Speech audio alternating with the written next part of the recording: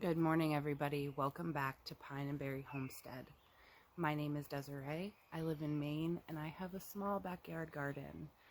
I believe I am in zone 5A or 5B, maybe right on the line, not 100% sure. Excuse me.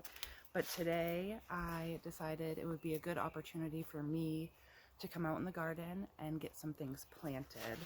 So I'm going to be planting some corn. I've never grown it before, so I don't know exactly what I'm doing, but I'm going to try anyway. I am going to be direct sowing more carrots and more beets. I do have some beets started in 6-cell trays inside of my house that I'm going to be planting out into my raised beds, but I plan on putting these carrots and beets into my Vigo garden bed today, and I figured I'd just take you along with me.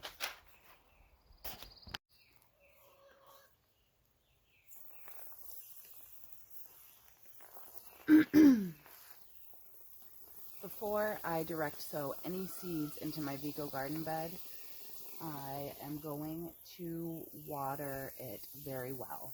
I want the soil to be damp when I go to direct sow the beets and the carrots. That way I don't have to worry about doing it afterwards. I plan on putting beets on either end of the Vigo garden bed, and I'm going to put carrots right smack dab in the center. And on the trellis in the middle, I have some sweet pea seeds that I direct sowed, and it looks like they're actually starting to come up. And on the trellises on either end, I'm actually going to be planting out my cucumber seedlings. I was going to say cabbage. My cucumber seedlings, so they can vine up. I thought it'd be a really good use of space and to try and grow as much as I possibly can in this Vigo garden bed. The mosquitoes are horrible this year. The black flies are horrible, so I'm just like constantly swatting them away.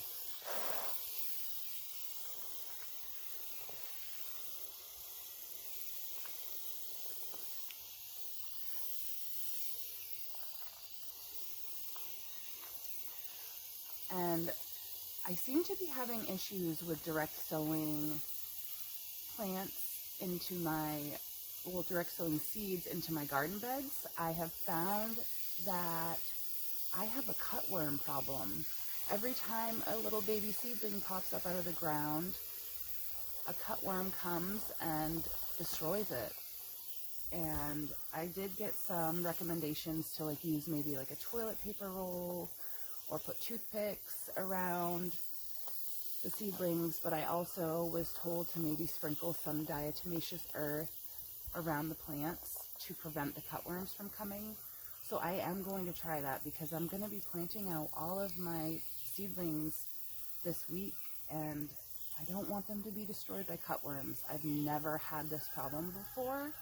I've never had to worry about cutworms, but it looks like I have to worry about it this year. So that's something that I need to come up with a game plan for, because as a gardener, you put a lot of hard work into your garden, and to have it destroyed by pests is really discouraging. I mean, I'm not going to give up. I'm going to keep going and do what I can.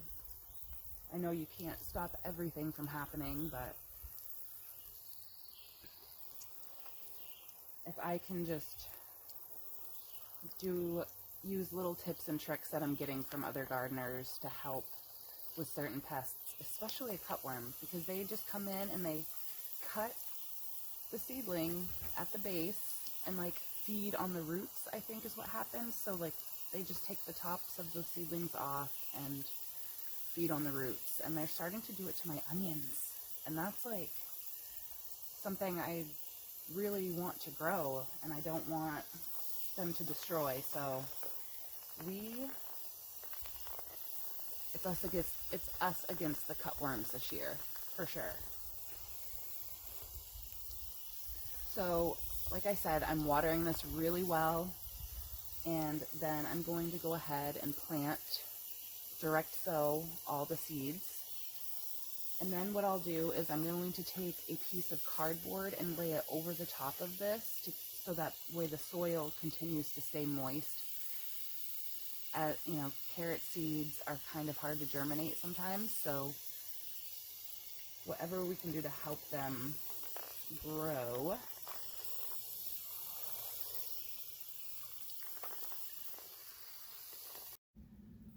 So when planting out my beets, I have to keep in mind that on this trellis and the one at the very end, I'm going to have cucumber plants vining up. So I need to make sure I leave space for the cucumber plants as well, and to make it so that the cucumbers don't overtake the beets. I believe this is the 6 foot in length by 2 foot configuration of the Vigo garden bed. So I'm very confident that I can grow a lot of food in this small space. And honestly, I'm just gonna plant a few different varieties. I'm not gonna like separate the golden beets from the ruby queen beets. I'm just gonna kind of make a few rows and plant it out that way and just have like a nice little mixture. So I'm going to just make little trenches here with my finger.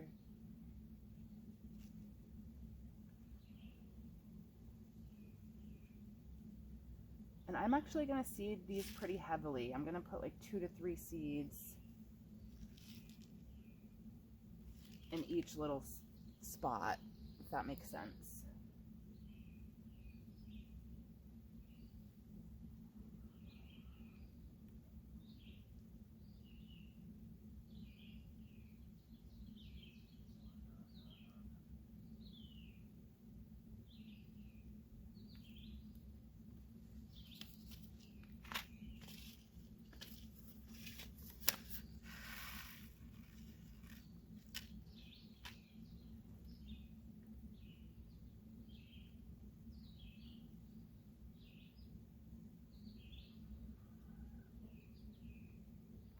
And I'm not going to thin these either. I'm just going to let them grow just like this.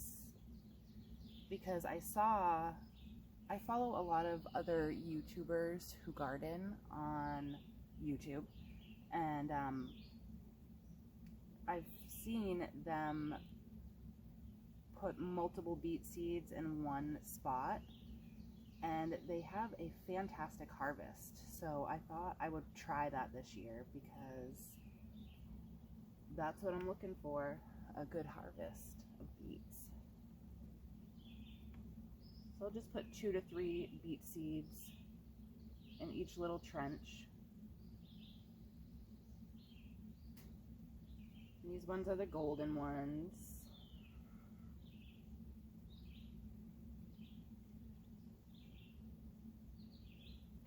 Okay.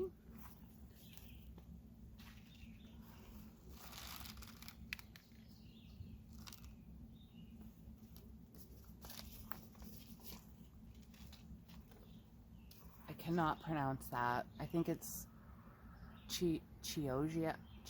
I have no idea. But they're pretty and they're yummy.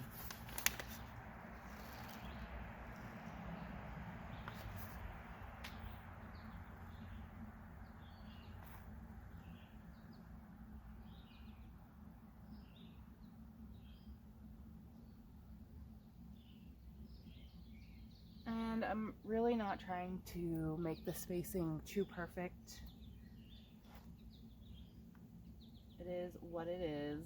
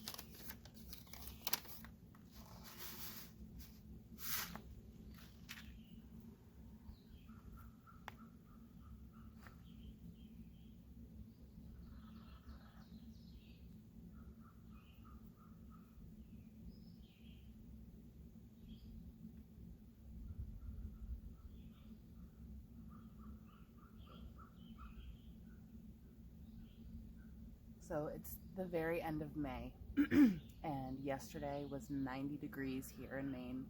That is very abnormal. It's not usual. It's like we're already in the middle of summer, and it's not even June yet. So I am concerned, about the weather, the abnormal temperatures. Like, we had a really mild fall and pretty mild winter too, in my opinion. And I am concerned about the possibility of another drought this year. So we are looking into getting some sort of watering system to help the garden without me having to stand out here and hand water in like 90-degree temperatures. I'll do what I gotta do, but looking for different ways to conserve water and thinking about getting like a drip irrigation system for the raised beds. That way I can set it on a timer and I know the garden's getting what it needs for water, but we're also making sure it's not being wasted.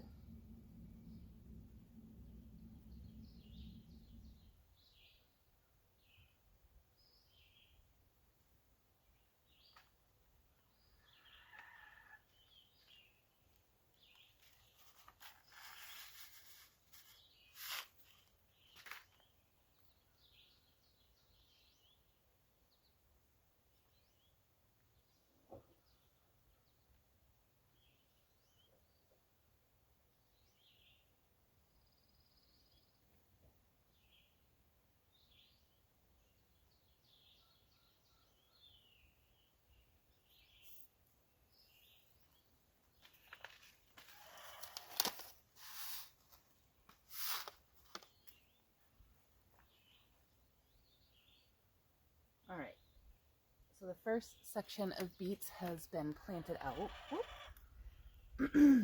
I am going to do another section at this end because I really want to grow a lot of beets this year, and I also really want to use beet greens in salads or stir fries and stuff like that, just kind of using the whole plant. I'm going to do, this middle section will be carrots, just different types of carrots. Right here in the middle I have sweet pea flowers that I planted out in this middle trellis, so I thought that would be a really pretty thing.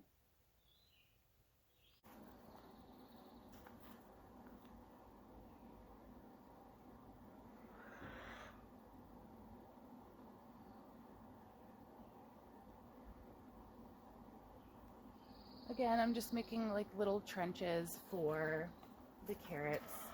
I'm not really trying to make it perfect. I'm just trying to grow food. It doesn't have to be absolutely perfect. It just needs to be good enough. I had actually seen, I don't have TikTok or anything, but I had actually seen some girl on there talk about chaos planting carrots, where she literally just like threw carrots randomly throughout her garden just on the ground, and she got some really nice carrots. And I was like, yeah, that sounds pretty cool and a fun way to do it.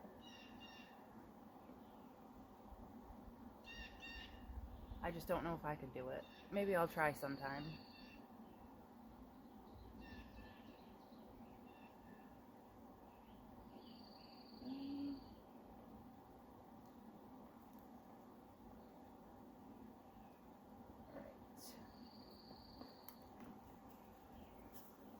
So I'm going to do more of the culinary blend, carrots, some more sugar snacks, some more Danvers half longs, tender sweet, cosmic purple, and black nebula. I'm just going to randomly put it in here.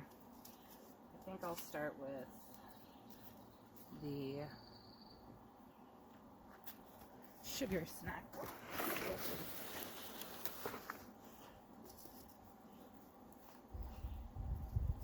And this is just my first succession of carrots. I plan on planting more out as the season progresses because we enjoy carrots in this house a lot.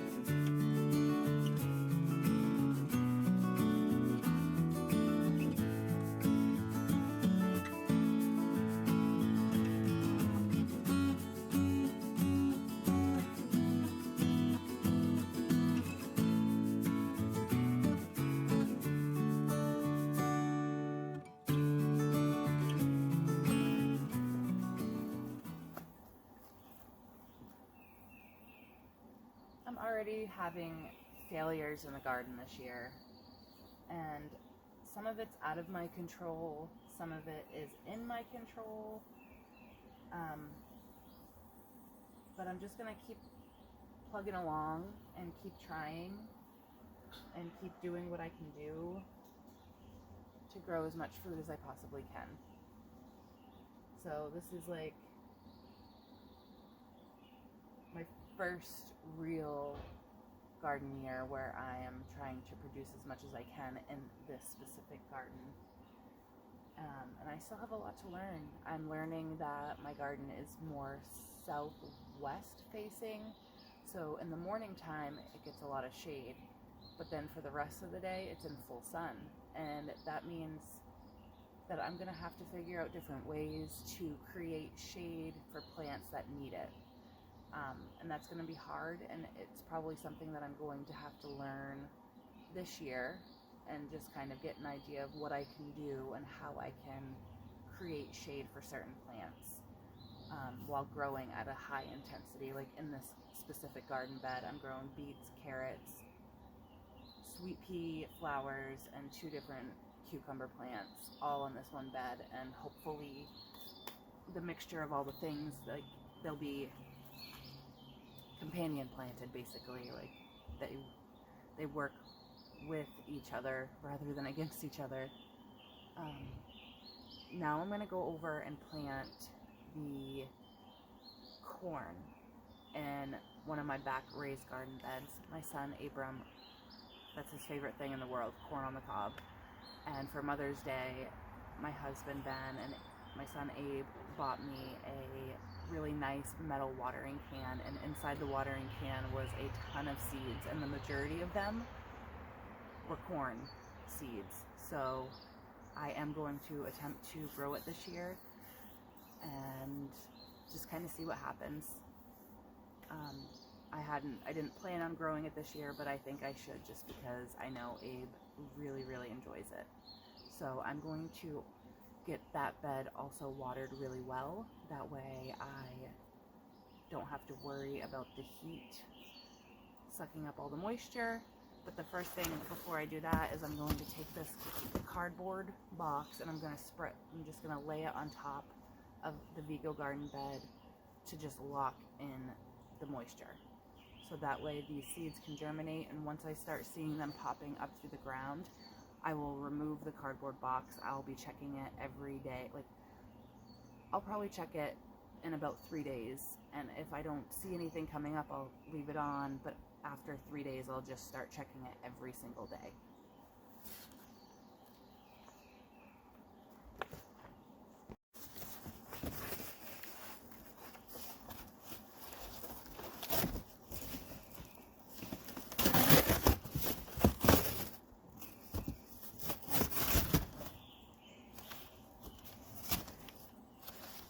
Ew.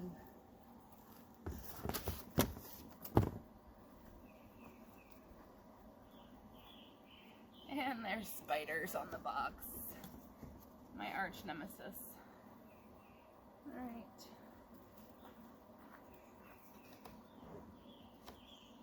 That's good enough for me.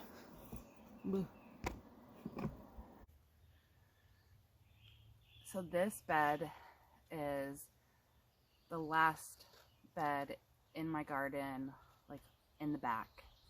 And I plan on planting the corn out in a block on the right side of the bed. That way I can plant squashes or pumpkins on the other side. I did not set this bed up for square foot gardening, so I'm just gonna eyeball it. I've never grown corn before, but this one is called Double Sweet, and it says that it's a mid-season variety. It's a warm season crop. Pollination is essential for success, so plant in a block of 3 rows with 12 to 24 plants. So I'll probably do maybe 4 rows or 5 rows and just kind of see what happens. I've never grown corn before, and I know that you need to plant it in blocks for the pollination, because I think those little tassel things need to like touch each other to pollinate. I'm not 100% sure. Not a corn grower yet, but I really wanted to try it because Abe really loves it, and I think it's just worth a shot. And they say that it needs to be knee-high by the 4th of July in order to get a good harvest, and it is the very end of May, so I'm hoping that now is a really good time to plant this out. And I'm going to wet the bed down, but I'm not going to cover it with anything. These seeds are larger, so like the carrot seeds, I wanted to water prior to direct sowing them because if I water them afterwards, there's a chance of them just kind of like floating all over the place, and that's not really what I wanted. I wanted to have more organization, I guess. All right, so I'm gonna water the bed and then I'm gonna plant these out. I'll probably do like, I'm not sure. I'm just gonna go with it. Well, let's get started.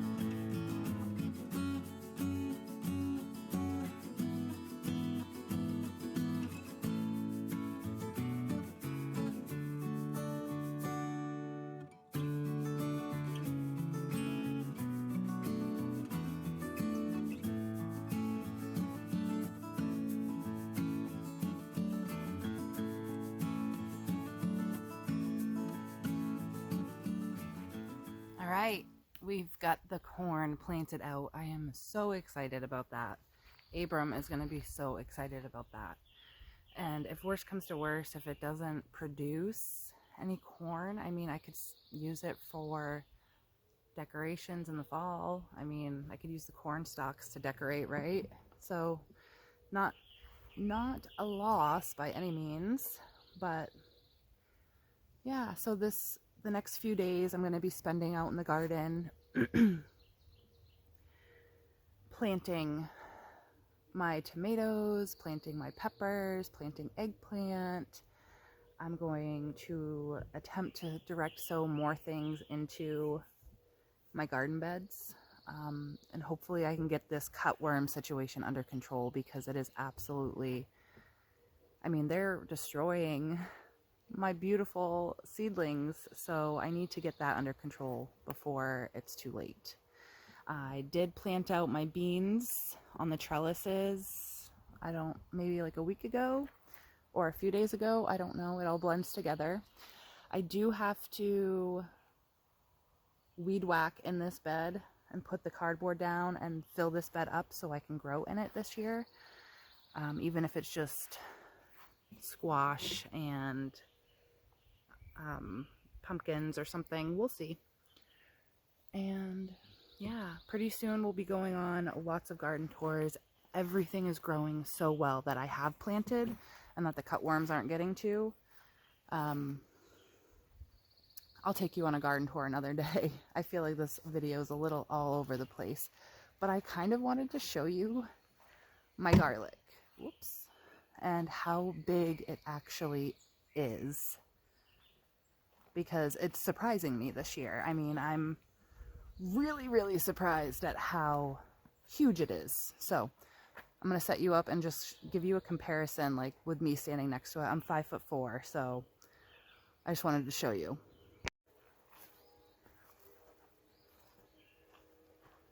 All right, I don't know if you can see this, but it's like up to my chest.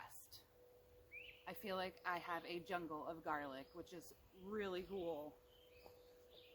It has never, ever gotten this tall before, and the stalks on the garlic are really thick, and that is a really good sign to me, because normally they're pretty pencil thin, like, I don't know, maybe the size of my index finger or a little bit bigger, but these guys are looking really good, and I cannot wait to see what the harvest looks like. Soon we should be getting some scapes on the garlic that I can harvest, and I'll show you guys what I do with the scapes. But I'm so excited about this gardening season. I am just elated that we don't have to focus so much on the infrastructure of the garden this year, and I can really put a lot of my focus on planting, and I'm going to have to focus on weeding too, but planting and succession planting and harvesting and growing food for my family. I'm so excited, and I really appreciate you hanging out with me today, even if I was a little all over the place. But I thought it would be a good idea just to take you along while I got some things direct sowed, and I'll see if I can bring you along when I start planting out my little baby seedlings in the garden. I'm just not sure when that will be. It might have to be like late in the evening, so I don't know. But no matter what, I will be taking you on garden tours and showing you what everything looks like and how things are growing and what I'm harvesting and what I'm doing with the harvests. So thank you for hanging out with me today. I hope you have a good one.